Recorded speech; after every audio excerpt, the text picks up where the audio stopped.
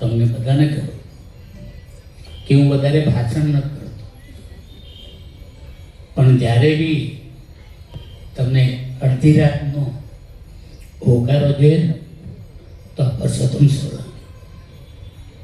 મેં કોઈ દિવસ તમને કોઈને મેં નથી દુઃખી કર્યા.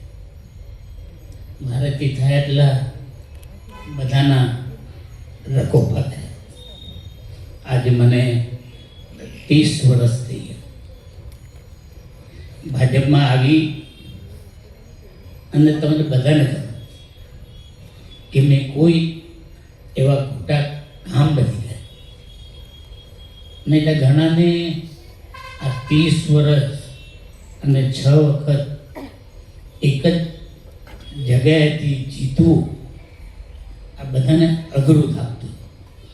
હું બધું જોતો નથી. જીતા હોય તો તમારા હાથમાં, હારવો હોય તોય તમારા હાથમાં. અને જ્યારે તમે લોકો કહેશો કે પરસોત્તમભાઈ હવે તમારી જરૂર નથી, ત્યારે હું પાછો બોમ્બે મારી જગ્યાએ હોય છે. પણ મેં કોઈ એવા કામો નથી કર્યા કે કોઈ મને લાંછન લાગી જાય. અને આજે જીવું છું તો મરદી જાય. મને ખોટા વખાણ કરવા કે કોઈને માટે ભાષણો કરવા એ મને નથી ગમતું. ઘણીવાર મને બહુ જણે કીધું અને મારું ભાષણ મેં તમે લોકોએ સાંભળ્યું. મને એકવાર બધા પત્રકારો આવ્યા અને મારું ઇન્ટરવ્યૂ લેતા હતા. ત્યારે મને ઘણું પૂછવા આવ્યું. ત્યારે મેં 2 શબ્દ નરેન્દ્રભાઈ વિશે બી મેં કહી દીધા હતા.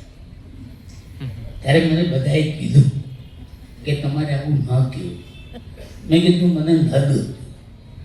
કોઈના લાલચ કહેવાય, કોઈનું ભાષણ કરવું એ મને નથી ગમતું. મારાથી થાય હું સાચું કહે. આજે મારી બહેનો દીકરી બેટી મને કહી દો કે ભાવનગર જિલ્લામાં આજે શાંતિ કેમ? એક તો કે નથી કરી આપતા. કેમ કે ખબર છે કે આ બાપ બેઠો છે તોડી નાખે અને એમ કરું મને કોઈને કંઈ ફરક નથી પડતો.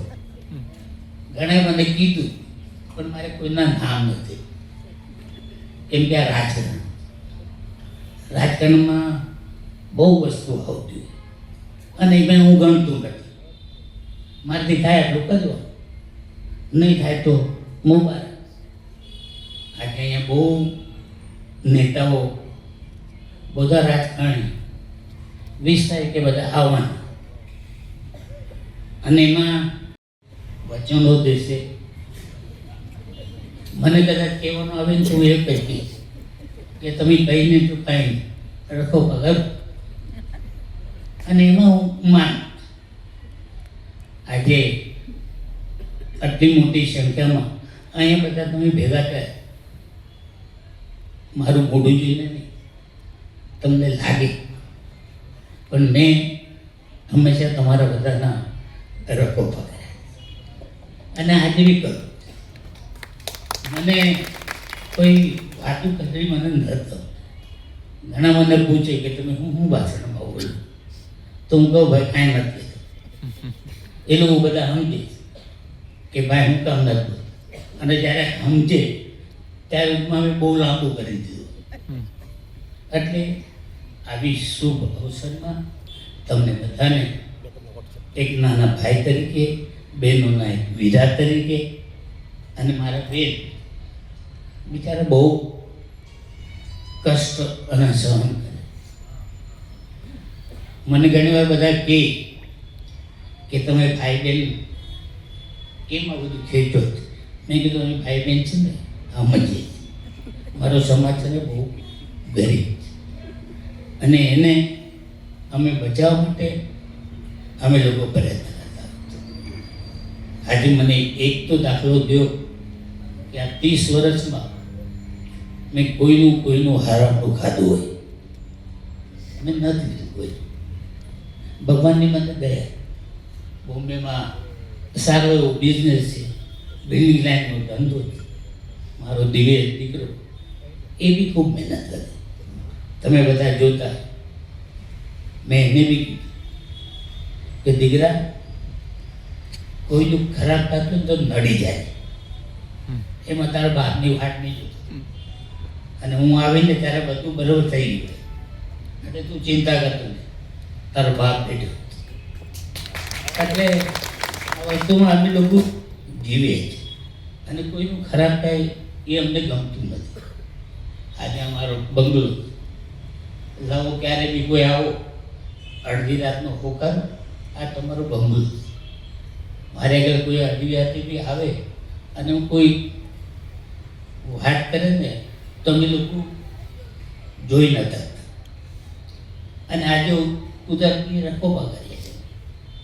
અમારે બે સંસદ સભ્ય, મિનિસ્ટર, પણ મેં એક હોકારો કર્યો તો બેને બધાનું પડતું મૂકી અને મારી આગળ અહીંયા પ્રવચનમાં બી આવી ગયા. આનાથી વિશેષ મારે શું જોઈએ? અને આ બેન જ્યાં સુધી છે ને ત્યાં સુધી બેનને એક વચન આપવું છે કે તમારે જ્યારે બી લડવું હોય ને ત્યારે લડજો, અમે તમારે હારે છે.